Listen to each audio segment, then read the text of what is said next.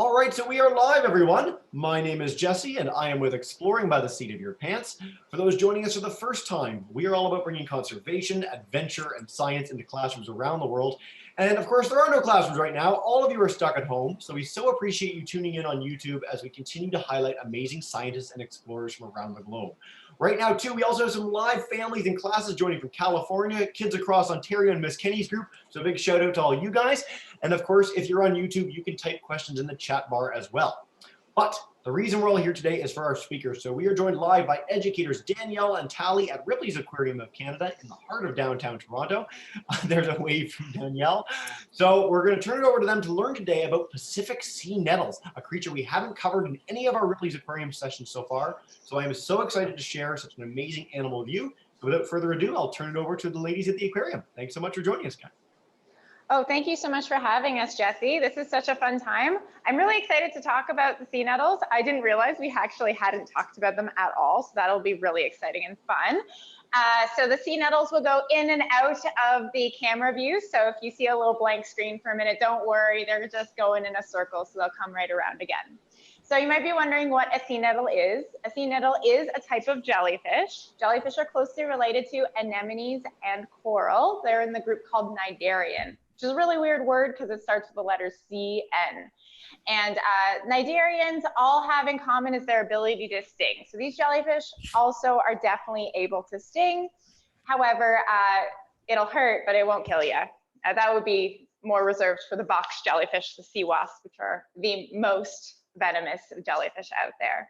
But the jellyfish that we have in here are Pacific Sea Nettles, which are naturally found around the coast of the Pacific Ocean. So not only off the coast of North America, but also off the coast of like Japan and Asia. So on the other side as well. So they have a wide range. And jellyfish in general can live everywhere.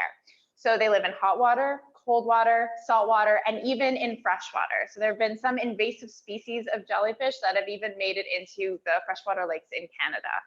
I think one of the Great Lakes has them in there as well. So they're really great at surviving. They've been on our Earth for around 500 million years. And you might wonder, with an animal that's 95% water, how we would possibly know that. Well, there's actually jellyfish fossils in the world. So they've found fossils of jellyfish. They look just like a jellyfish does, but obviously it's a rock. And it's more of an impression of the animal instead of the actual animal being fossilized because they're mostly water. But they've been around for a really long time. And they are also a very simple animal. So they don't have most of the organs that we have. So if you think about the organs in your body, you probably think of like heart, lungs, stomach, eyes. They don't have any of that. They have what you can see on them. So if we look at the one that's coming into frame right now, this one here has a bell, which is that circular part that's moving. That's how they swim. They have the big white bit in the center. That's their oral arms. That's what they use to eat. And there are stinging parts on those as well. And then that one just moved out of frame, but there's a new one coming in. So the one at the bottom, if you look, it's really hard to see, but if you look, there's like little stringy things coming out of them right there. Those are called their tentacles. And that is what they use in order to sting their prey. So both parts of the jellyfish can sting, but they usually use their tentacles in order to get their prey, and then they move it onto their oral arms where they can eat their food and digest it. And they also don't have a brain. They have one of the simplest brains. We call it a nerve net, and all it can sense really is the temperature, salinity, and if something bumps into it. So they are able to sense only little things like that and not too much else. There are some jellyfish that have light sensing organs. On this one, we call them ocelli. And they are very, very simple eyes. And they're not even used to sense light and dark. It's just sensing where something else is in their habitat. So if they have like a prey nearby, they just wanted more like spatial orientation. And if you look at our jellyfish inside this habitat, they are swimming in a circle. Jellyfish are a type of plankton. So plankton is a Greek word for that actually means wanderer, and that's where that comes from. And you might think of plankton as really small animals, but it really just means an animal that can't fight a current. So this is one of those, and it doesn't have to just be an animal. Algae can also be considered plankton, but this is one of the largest plankton. any type of jellyfish, as they can't fight a current. So if you watch them move, they are moving their bell, but they might not be going in the direction their bell is pointing in, and that's because there's a strong current in this habitat that moves them around better than their bell would. So if we didn't have the current in here moving, so I can probably just show you right now, it moves like this over and over again. And if we didn't have that current, they would probably just all be on the bottom and you wouldn't be able to see them at all. All jellyfish habitats are more of a circle shape so that they don't end up in the corners. That would be really bad because they can't really get out of a corner. So on the edges of this habitat, which you cannot see when you come to visit, because it is on the other side of where you are viewing the animals, there is a circular edge so they don't bump into anything.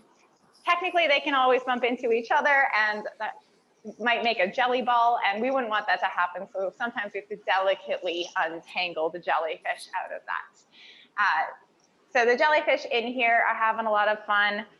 So these are sea nettles. There are many other species in the world. There's about 4,000 different species of jellyfish in the world. At our aquarium, we have 4. So we don't have that many, but it's a lot of fun to get to know them. I know I touched a little bit on the stinging, but we can talk about that a little bit more. So jellyfish, they are venomous. Most jellyfish are not gonna hurt you that much. It'll be really painful, but only a few species are actually really dangerous or fatal towards humans. And that's just because we're not their direct prey, so they don't need venom that is strong enough or potent enough to harm something as large as a human. And the way their venom works is it's inside of a nematocyst, which is pretty much a harpoon. So it's like a hook with a string on the end, like a harpoon. And when something touches their tentacle, it'll just shoot out and sting that animal or whatever that is. And their stingers also work when the animal is no longer alive. So if you see a jellyfish on a beach, don't touch it. It could still definitely sting you, and we don't want you to get hurt.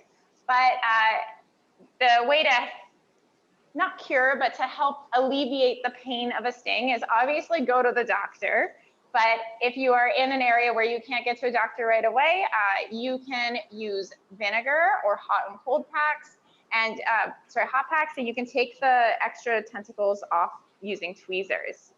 But do not urinate on yourself. That is a lie.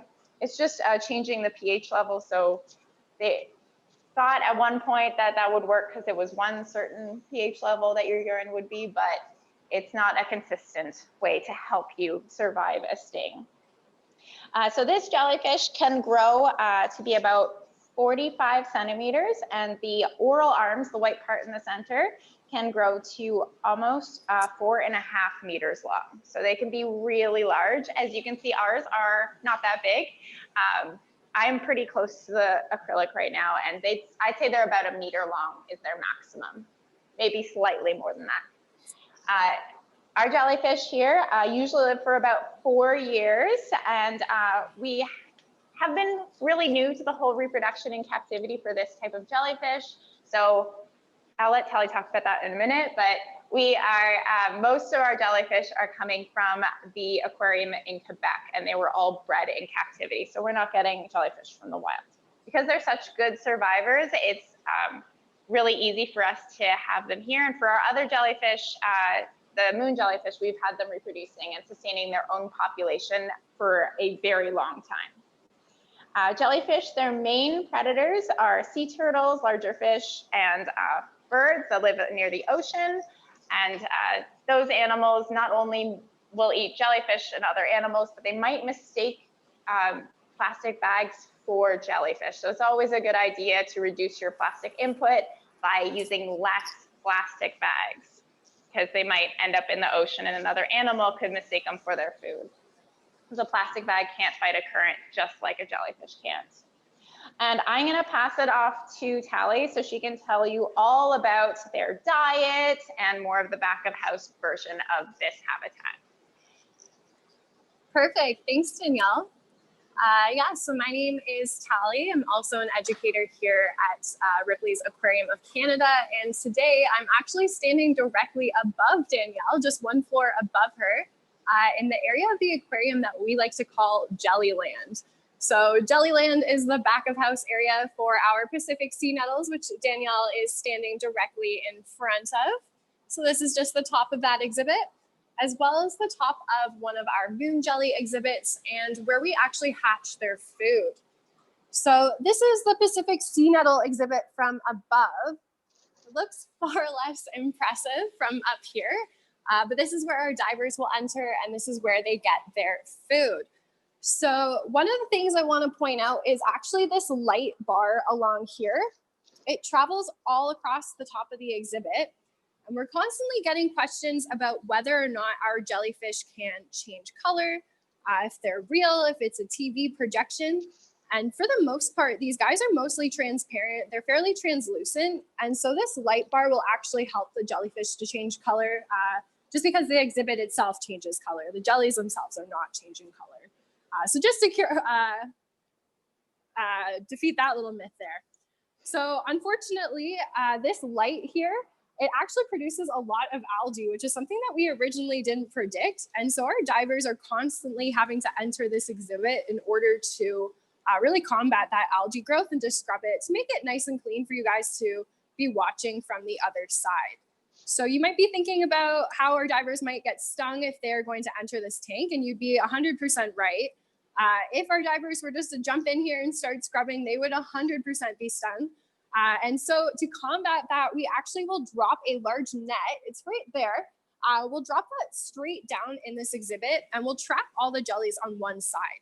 We'll then move it over to the other side and we'll effectively trap all of the jellies into one corner of the exhibit so that our divers can safely enter the exhibit and scrub without having to worry about damaging or getting stung by any of our jellyfish.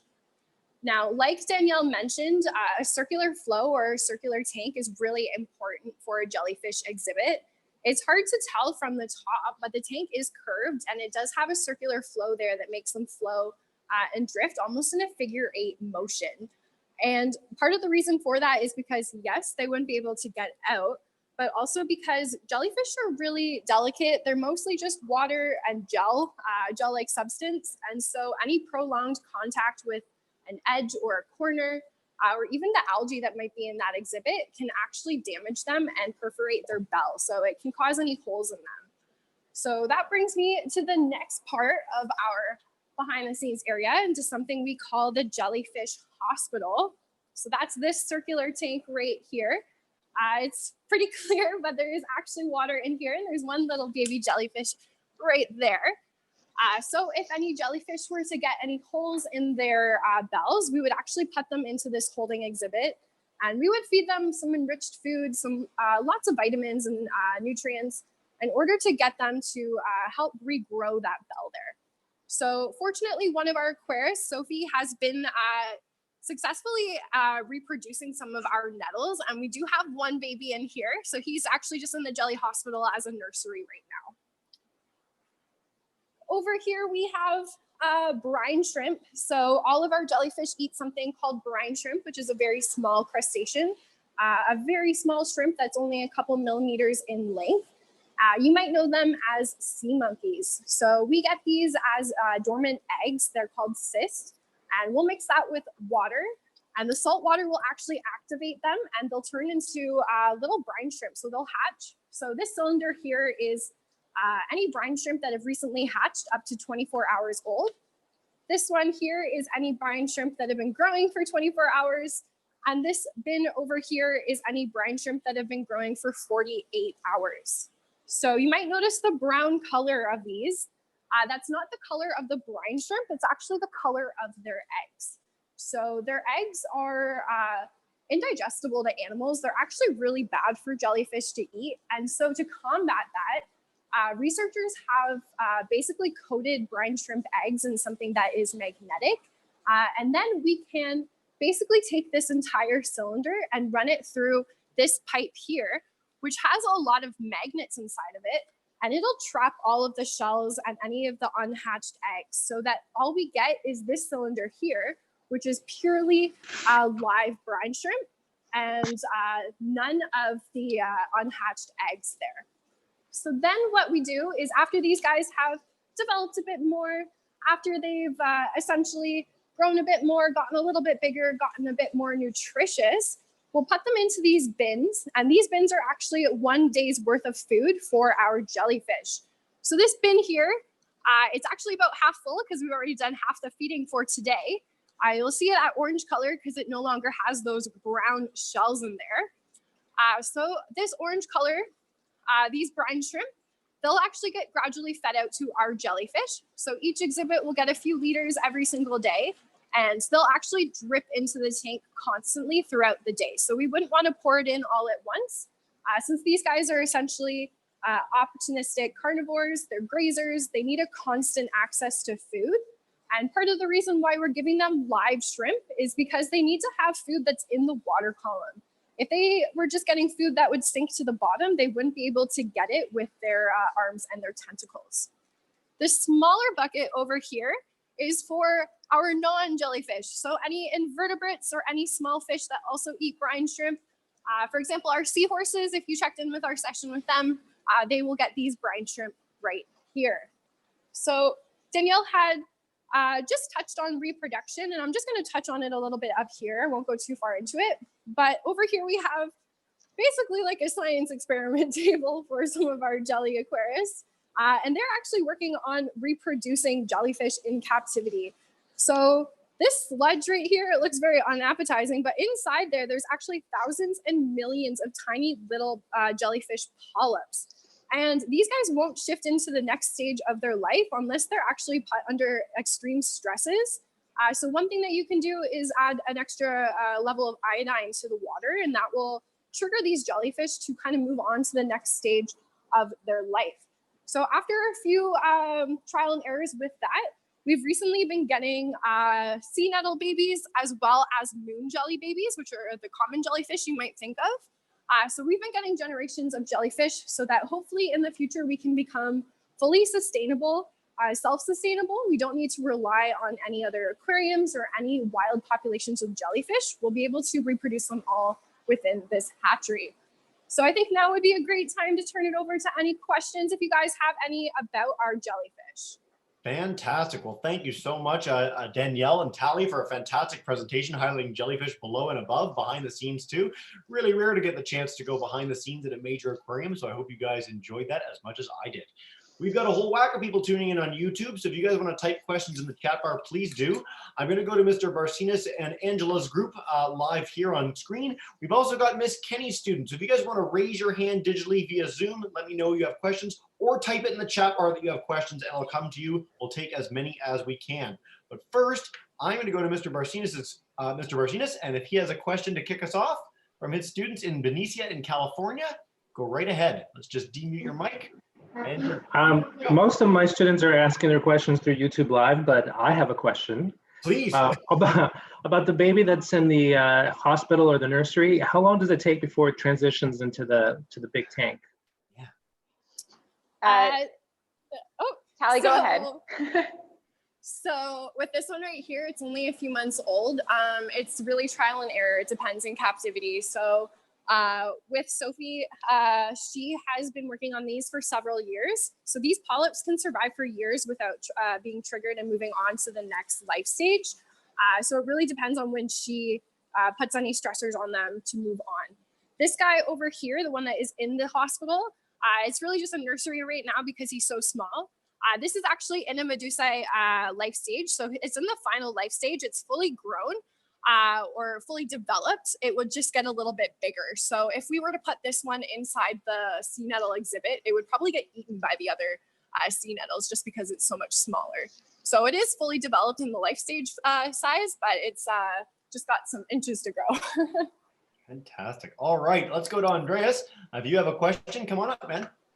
How many jellyfish do you have there? Well, in this habitat, we have about 13, so we just counted them. And then we have a kind of uncountable number of the rest of them. So the moon jellyfish is really hard to count how many we have because we keep getting more. They keep making babies. We have a whole section that's devoted to showing off how a jellyfish reproduces. So they start out as an egg, and then they are like a larva that floats around, and then the larva settles and then creates this thing called a polyp. And that's where anemones and corals stop developing. And then the next stage is what jellyfish do, is their polyp produces 30 clones or more. So there's a whole bunch of identical jellyfish that are made. And the jellyfish you see on screen, that's only one life stage of a jellyfish. There's many other life stages that are not as pretty or as big, so you don't see those as often. We also have upside down jellyfish and Atlantic sea nettles, and I have no idea how many of each of those we have, but we have 4 species in total at our facility. Very cool. For anyone who's never had the chance to go to Ripley's Aquarium, if you can when they reopen, it's such a fantastic experience to see these different life stages of jellyfish. I encourage you all to, when you're done this presentation, look up baby jellyfish budding off one another. It's one of the coolest things in all of nature. But let's go to Angela. If you guys have a question in that group, come on up. Do jellyfish have eyes? It's a yes and no. It kind of depends on the species. So if you want to look at a really creepy jellyfish picture, a box jellyfish has complex eyes. And to put that into perspective, humans also have complex eyes. Most other jellyfish have simple eyes, like these ones, which we call ocelli, which are just very simple. They can sense movement, and that's about it. And you can't really see it on their bodies either if you're trying to look for them. Super You have a question too? Sorry?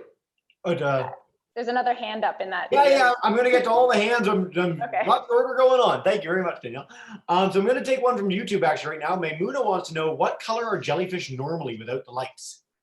Oh, so if you look at Tally's screen, she can show you the juvenile jellyfish, and that is their pretty much normal color. So they're more of a translucent tan brownish color. But these ones are on the more like easy to see colored jellyfish. There's other ones that are very, very translucent. So the moon jellyfish are very hard to see normally. They look kind of more like a plastic bag than anything else. They don't have that much color.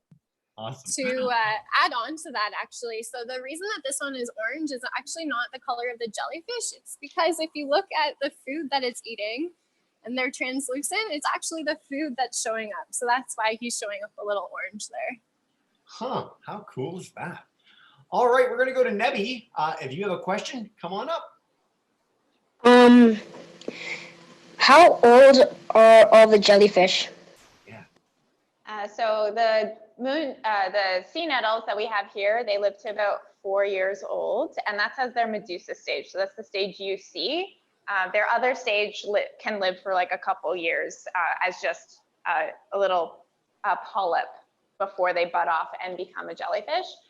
However, the other jellyfish we have a very short lifespan, about 6 months-ish. So they don't actually live that long. And that's just because the part that I'm saying how long they live, the Medusa stage, the stage that you see right now, that is a shorter lifespan than the rest of their lifespan. So if you think about another animal that you fully accept has like a metamorphosis, a butterfly is only alive as a butterfly for about 2 weeks. Their caterpillar stage is quite a bit longer. So it's kind of similar to that. Very cool. All right. I am going to come to all the kids that have been mentioning in the chat bar that they have questions, or as many as I can. But first, I'm going to go to Aiden so that his arm does not fall off. So Aiden, if you have a question, man, let me just unmute your mic and you should be good to go. So actually, for whatever reason, Aiden, it's not letting me demute your mic. So you're going to have to demute your own mic if you can. And then we'll take your question. Or in the meantime, we'll go to Catherine because she has her raised hand up as well. So Catherine, if you have a question, go for it. Hiya, that's my mom's name. Oh. But it's fine.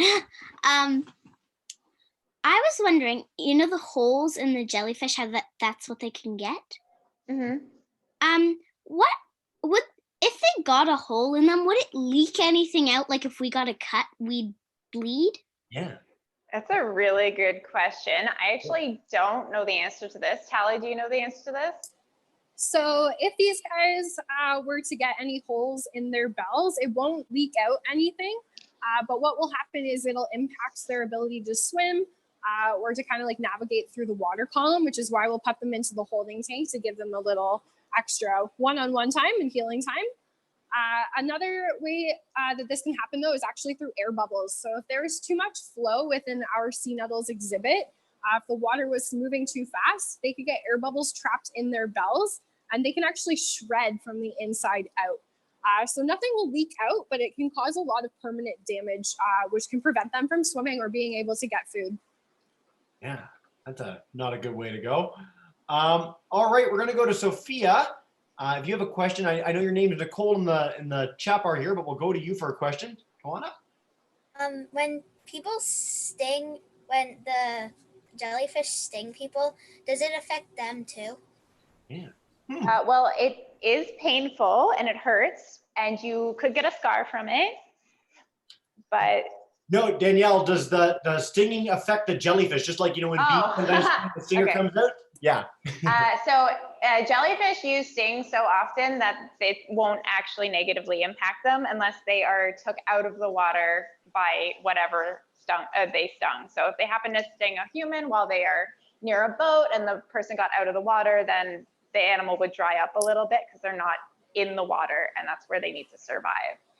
But they use their stings, and they have so many more nematocysts on their body than, say a stingray, which is also a venomous animal, has like 1 or 2 barbs, whereas this animal has so many around their body, so they have lots of backups of nematocysts. There are also great videos on YouTube on really highly magnified videos of nematocysts firing from jellyfish, and more than one go off at once.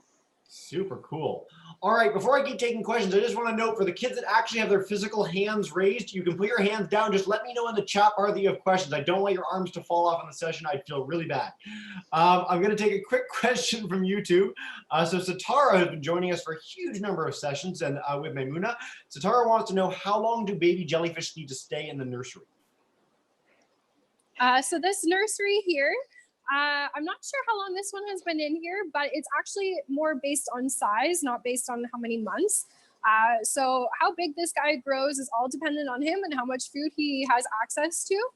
But we won't be putting him into the Atlantic or the Pacific Sea Nettle exhibit until he's roughly around the same size as the other ones in there, because we want to make sure that he's not going to get eaten by them, because if he's any smaller than them, they could potentially eat him. Very cool. All right. I'm going to go to Sienna and then Aiden back to back. Okay. So Sienna, if you have a question, come on up and you're demuted. Go for it. My mom told me that some turtles eat jellyfish, but the turtles don't feel any sting. Why is that? Well, the turtles are pretty smart when they try to eat jellyfish. So they actually don't eat the stinging part. So the top part of their body, the bell, is the part that the turtle will munch on. Cool. I want to stress too for everyone tuning in at home that if you guys check out our sessions with the Turtle Hospital in Florida, they talk about them eating jellyfish regularly, which is super cool. All right, Aiden, go for it, man. Yeah. What is the most common color for a jellyfish? The answer for that is clear. They are a translucent animal for the most part, so you can see through them. And that's mainly because they are 95% water. Okay, awesome. All right, a few more questions, guys, before we wrap up. Great question from Adam and Milton. Can they control their stings, or if their tentacles touch something, does it just automatically sting? It's on the automatic side, so they really don't have control over it. So that's why they can also sting when they are no longer alive. So it's based on tactile, so touching them. So if they just bump into a food resource, they might just get that instead of wanting to eat it. Awesome. All right. Mary, if you have a question, I know you've been waiting a long time, so go for it. Well, my name is actually Dario. Yes. How much room does each jellyfish need? That's a good question. So they don't really need as much space as some of our other animals you think they need, because they don't seem to care if they bump into each other. And there are large groups of jellyfish that can form. They're called bloom. That's what a school of jellyfish is called. And that's usually if they're going to reproduce, they'll be in this big congested area. And what you see right now, where they're pretty spread out, we've had it more concentrated in here before. We just don't have that many jellyfish at this time in this habitat. But if we were to go to the moon jellyfish habitat, you'll see that there's less space between the animals there. Awesome. All right. We're going to take one more live question, and then what we're going to do for everyone else whose questions don't get answered is pass along ways that you can learn more about jellyfish and about the aquarium in general. So I'm going to go to Frederick. If you have a question to wrap us up, go for it, man. Oh, wait, let's just get your mic demuted. Want it to work? There we go. Hi, Frederick. What would happen if another jellyfish got hurt and the baby jellyfish is still in the nursery? Yeah. That's a really good question. So we have other holding tanks within this area actually. So there's one just peeking out there over the corner, and there's another one back here, which I was sitting in front of before. So there's another smaller one here. So we can always move them into a different one. I moved the adult that's injured into the jelly hospital. We have no shortage of spare holding tanks here at the aquarium. Yeah, but I love the concern, Frederick. That was such a sweet thing to think about the animals and what they do. All right, before we wrap up, everyone, I know we have more questions from the live viewers and on YouTube than we could possibly cover in a session. So Danielle, Tally, where can people go to learn more about what the aquarium is doing while they're closed and learn more about jellyfish generally? So you can visit our website. We have lots of different worksheets, crafts, science experiments, everything like that on our website. If you go to our Facebook page, you can watch previous Facebook Live sessions that we've done if you want to learn more things like this, but they are 10 minutes long, so they're a little bit more concentrated material-wise. And then there's also our live cameras, which you can visit on our homepage for our aquarium's website, which is Ripley's Aquarium of Canada.com.